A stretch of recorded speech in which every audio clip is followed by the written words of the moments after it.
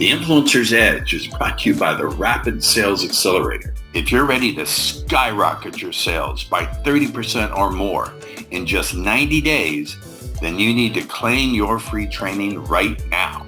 You'll learn 4 words that will compel your prospects to trust you like they were children within the first 3 to 5 minutes of any conversation across any platform and any medium. You'll learn how to give your prospects objection amnesia, to crush objections like, I need to talk to my spouse, or I need more time to think it over, or it's too expensive. If you'd like to claim your free training now, go to www.paulrossbook.com. Do it before your competition does it now. Welcome to the Influencer's Edge. This is the place where you come to get the latest breakthroughs, cutting-edge insights, tools, and techniques to leapfrog over the pack in sales, persuasion, and influence. Be sure you visit our website at www.theinfluencersedge.com. And while you're there, subscribe to us via your favorite network. Now sit back, tune in, and enjoy today's episode. All right, welcome back to the Influencer's Edge. And today our guest, I couldn't pronounce her last name, so I asked before we went on the air how to do it. This is Angel Tuccy. Say hi, Angel. Hi, Paul.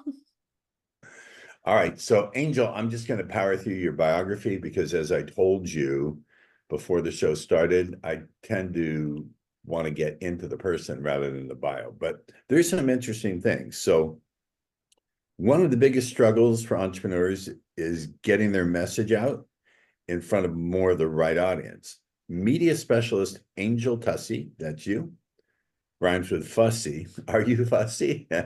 Oh, very. You're an award-winning speaker, radio host. What radio network are you on? For 10 years, I was on Crawford Broadcasting, and for 2 years on Salem iHeartMedia. Oh, wow. Fantastico. You are a best-selling author. Now, where is your book? Hold it up for my eager audience. Oh, my goodness. Okay, so I have a few. Caught you on the spot. Right, you did. So Get Discovered, right? How to using media interviews to grow your business, your book, and your brand. That's probably my most popular, really geared towards what we do now. My very first book was List That Saved My Life that I wrote over 10 years ago. What's that about? That's really on balancing family and career. So at the time when I started in broadcasting, my 3 kids were in elementary school. So this was how I balanced my career with my personal life, and published my very first book, and now I have 15 of them. Wait, you've written 15 books? Pause, push the button. I want to know, speaking to you as someone who has some challenges with being scheduled and disciplined, how in the world, first of all, how did you find the inspiration to write 15 books? Or is that maybe the wrong formula? Maybe you just got an idea and sat down and powered through. Well, so the first book I had gotten this itch inside of me. I wanted to be a published author, and I had a friend of mine who published a book, and I went and I grilled him at his book signing event. How'd you do it? I wanted to know everything. And he gave me the best advice, Paul. He said, Angel, just write it. You'll figure out all the steps, all the things that you need by going through the process. So that's how I got out of my head and just into the joy of writing that first book. And from there, they just start to flow out like water. Like, here's an idea. Here's something we could do. Here's another one. And everyone is a little different. There's some collaborations. I've had a co-author in a couple of them, and they're all just kind of where I was at the time. But instead of creating, I don't know, a blog, I published a book. Smart. I like it. It also helps, Paul. That in broadcasting, the number one way, the thing that was the most common denominator of every guest I interviewed, they were all authors. Yep. So even if you had the YouTube channel, even if you had the program, even if you had all of the things, if you had a book, you would be invited to speak and to be a guest on traditional media. It's high prestige. It also helps to get dates when you tell someone you're an author. That's like Oh, I almost as believe good you. as, almost as good as being a surgeon, but not quite. Not unless you're what's the name of the woman who writes the Harry Potter books? There's not as much Oh, money. J.K. Rowling. Yeah. Well, it's been a while since I've been on a date, but I will believe you. I bet it would help. J.K. Rowling, if she said, "Hey, I've decided to bring Harry Potter back from the dead. I want a $5 million advance," I'm sure they'd have someone run over with a check in the matter of an hour. Oh, Okay. Angel's best known for personally booking thousands of media interviews for her clients. And today you're going to share with us tips on how to get featured on 50 podcasts in the next 6 months. So let's talk about something. I know that there's gold in email lists. If you don't have an email list and you try to do things purely through social media, listen, I've seen it all. Selling media, selling mini courses, we have Facebook ads, and there's a million different models. And if you work them, I guess someone will work for you. mhm. What is the value of having an email list? Well, to quote my business partner, the more emails you send, the more money you make. So, give you an example. 2 years ago, running a Black Friday special, certain amount of, this was the revenue we brought in. The second year, we doubled the revenue, and the only thing that changed was the size of our email list. So, there's money in your email. Absolutely. That's why we're running a couple of Black Friday specials. And we're asking for egregious amounts of money for each of the services and products that we're selling. So break down how can 2 podcast interviews each week transform a business? Mm. Just Oh, two. just two. It is two. So when I started out in radio, my book Get Discovered, it's not just a clever book title. It's actually my story. Before broadcasting, I had my own podcast. I had been podcasting. This was back in 2008 when, nobody else was podcasting at the time. Twitter was new and Facebook was new. All of this social media was brand new, as well as podcasting. So we started hosting a weekly show that got discovered by my local radio station. I didn't have a background in broadcasting. I didn't have a name in broadcasting. We didn't have an established audience for our show. And if you didn't have the dial AM 560 in Denver on your preset dials, you would never hear me. You would never discover my show. So what we started to do was 2 times a week, we would go and be a guest on other shows or go and speak somewhere to our target audience in order to get people to put that preset on. This is, we have presets in the radio, right? You had to put that as your preset. So when you hit the second button, right, our station came up. And so 2 times a week, borrowing other people's audiences, using other people's platforms where our audience was to get in front of them. And what we realized after several years of that is consistently leveraging 2 interviews a week. It doesn't have to be daily. It doesn't have to be more than that. That will put you in front of 50 audiences over the course of 6 months. So think about all the things that we're doing, DMs, social networking, social media, posting videos, all the things that we do to generate leads. If we just did 2 interviews a week and got in front of a few hundred people extra, right? Borrowing somebody else's audience, hundreds of people, thousands of people we could impact. And we can do it from the comfort of our own home, from wherever we are. It doesn't consume our lives. We can still take care of our clients, still run our business. If we just trade up some of the activities that we're doing and trade them in for 2 podcast interviews a week, you create compounding, influence out into the marketplace. One of the things that I enjoy about it is I get to reach communities that may be larger than my own. For So I sure. haven't been known in the self-improvement space for the past 30 years. I have a lot of friends in the industry who have much bigger tribes than I do. So I let them come on my show. and they feature, I let them showcase their brilliance and their passion. They put it in their community that could be millions of people, and it's incredible exposure. Yes. Yes. For both of you, tapping into Yeah. people we might not otherwise reach. And podcasting is one of the best mediums for reaching, for getting away from the noise that is social media and really to connect with your audience on a much more deeper level because we're getting to know you, we're listening to your voice, we're not competing against all the other scroll stuff that's scrolling by. This is really if the most powerful marketing medium that there is for businesses, entrepreneurs, authors, and coaches. So what do you say to clients? I don't have, I love the camera. You put a camera on me and I ham it up and that. What would you say to clients who say, I don't speak well, I don't like being on camera, I need to polish my skills. I don't have that challenge, but a lot of people do, and a lot of people in my audience would think, yeah, Angel's making sense. I thought of doing this, but the idea of just being on camera, I don't like it. What advice do you give to your clients? Yeah, and the same thing, right? They're nervous about it as well. You know, are we comfortable with it? Are we camera ready? All the noise that goes on in our head, which is part of why I get you booked on 10 podcasts right away. You want to shake out those nerves, you want to get over all those hurdles, those obstacles in your head. Go and get booked on your first 10 podcasts.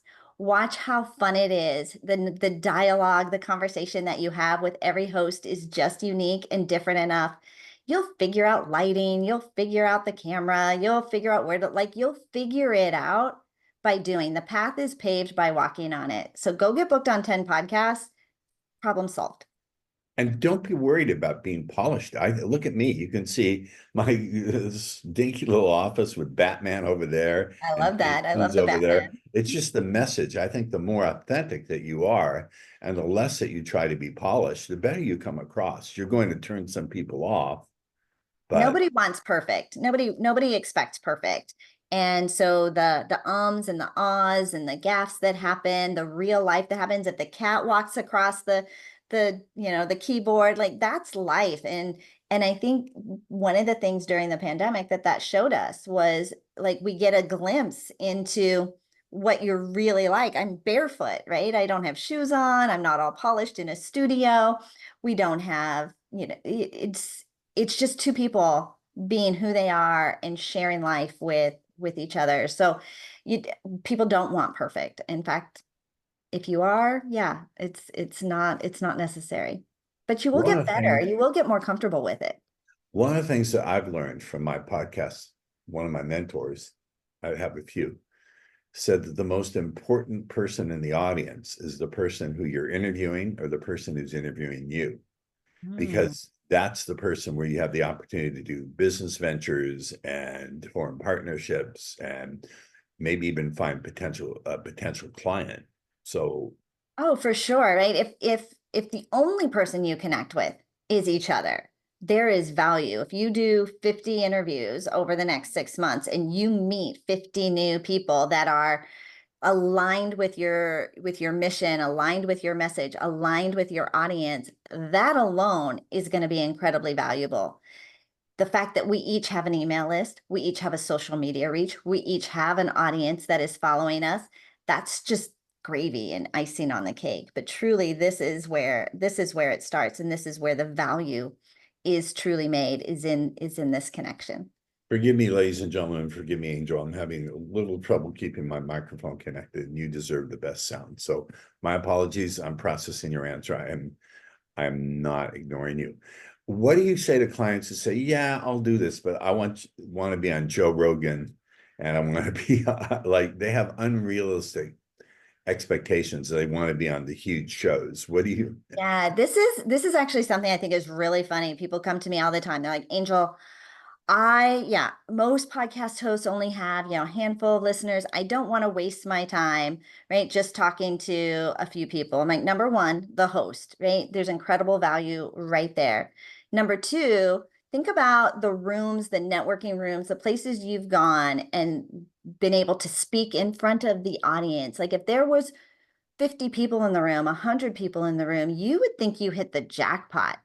So having, even if you have a host that only has 100 listeners, that's the think about, right? You're hitting the jackpot.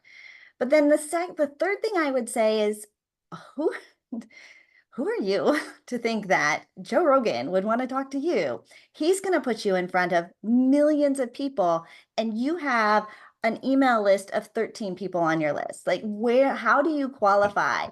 And so the first thing I ask people, they're like, I want to get on these top shows. I'm like, okay, how many are following you on social? How many are on your email list? If you have less than 1,000 people on your email list, you don't qualify for being on those top shows, and you don't pitch to be on those shows. You are invited to be on those shows. Correct. So how do Correct. you get invited? You create a portfolio of podcast interviews. You gotta play the clubs, right? You gotta get out there. You gotta start somewhere. You've got to create that social presence. You've got to build up your portfolio and a following, and then you'll rise up to where the thing is with major media, they're not there starting the fire. They're pouring fuel on an already lit fire. Whoa, pause, gold. I warned you that when you drop gold, I would hit the pause button. I told her this before the show started officially. Say that again. Right. They're not starting the fire. So if you're an unknown, you've got nothing, right? And you think I'm going to go get on this major platform because they're going to get me discovered. They're going to get me out there.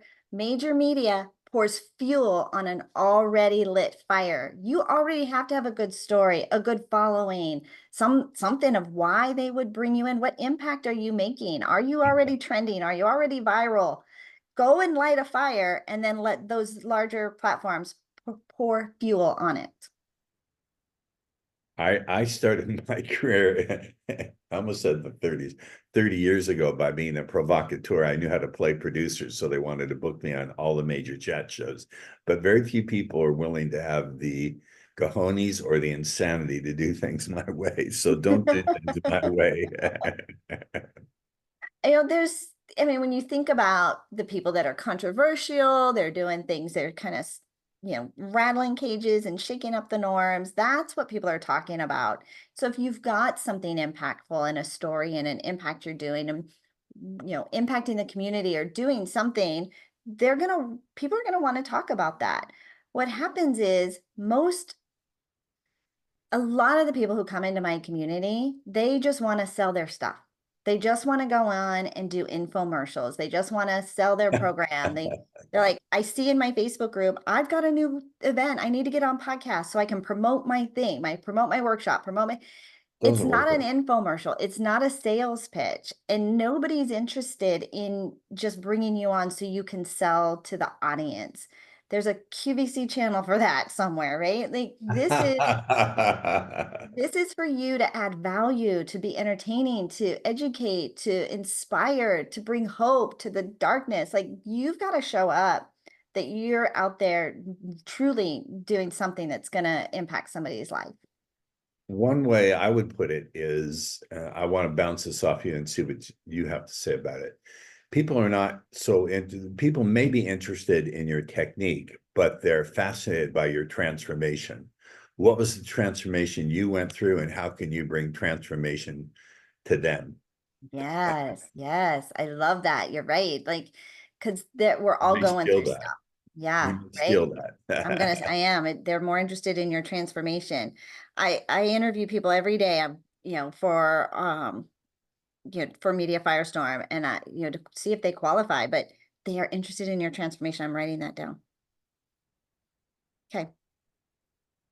Now, as you write that down and you find your own reasons to think, I've got to have Paul on my podcast, I can't be the one to say what those are, but I'm sure happy to know that as you have that little smile at my little cleverness, you'll think to yourself, yeah, I got to find a way. Anyway, that's a little NLP for you.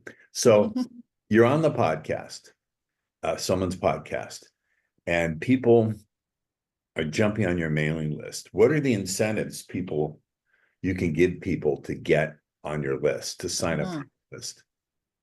Awesome. Number one, right? When you are on somebody's podcast, always have an opt-in that you're leading the audience to. Don't send them to somebody else's castle. Don't say, follow me on social. Don't go to this amazing retailer to buy my book. Get them into your castle. So number one, always have an opt-in.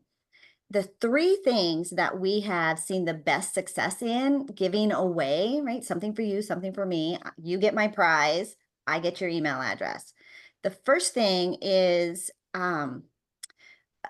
we think that podcast listeners listen to podcasts. So if you have an audio recording, a podcast episode that goes deeper into and adds value, we know that podcast listeners listen. So here, go listen to even more, right? I go deeper into, here's the free thing, here's what you're going to get out of this, here's even more of the story, more of the transformation, right? So sending them to another podcast episode to listen to worked really well for us for generating leads. The second thing that worked really well was a simple Google Doc or a PDF. It didn't have to be super fancy, nothing, big and developed, something that they could consume quick and easy, giving them an amazing instant result. Like I could read it, I could see it, I can get instant result. It has incredible value. And if you're giving away this much incredible value for free, imagine what it would do if you ended up working with us. So give away something you would normally charge for, something that's going to actually, they're going to see a transformation in their life. So we did it with a Google Doc or a PDF. And then the third thing, and this is where we're at right now, Paul, is our community, inviting people into our community. Yes. And especially now, I think people just want to be a part of human interaction in places that people have just a similar goal and going in the same direction. And so for us, going straight from a podcast interview and inviting people into our community has also worked really well. But the reason we use it for lead gen, Paul, is we do have a widget, and we've gone through several, that when you sign up for that community, you do sign up with your email address to get access. All of those, you sign up with your I email think address to get community, access. as you talk about community, I've been thinking about this for myself, and I'll just reveal a little bit about my own idea, is that people hunger for community more than they even want a bit of information. People want it badly. They want the support. They want the idea that they can even touch the hem of your garment for a few moments. And so if you can give away free access to a community, I personally don't like Facebook. I like WhatsApp Business, because with WhatsApp Business, people can actually talk to each other, leave voice messages for each other. I can get on there and push a button and record a 1-minute video inspiration or answer questions.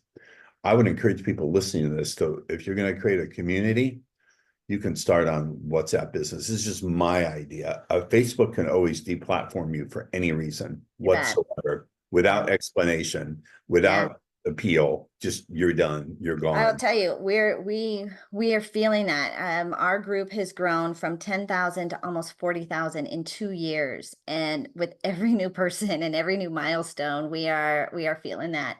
I do have a small WhatsApp community that I have just with some key podcast hosts, and we have started now a third community off of Facebook, because we don't want to have all of our eggs in that basket. But it's where we started, and so it's it exists and it developed, and I don't want to shut that down. No. I do recognize the value of having them on other platforms, no doubt.